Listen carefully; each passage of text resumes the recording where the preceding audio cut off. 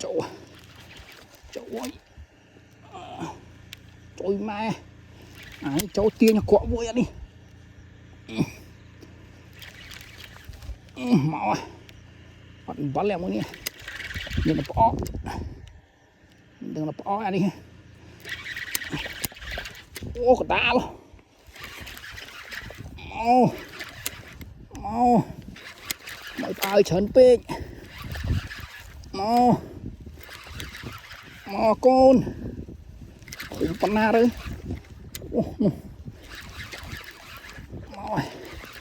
Mà này phải nhiều việc tiện.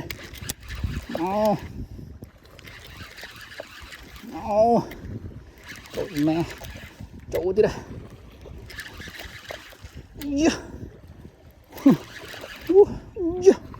Mau. Sẽ tập bông này, giúp bông chở này. Hai giúp bông này, này, cả ta không non. Bộ này. Pika ba này.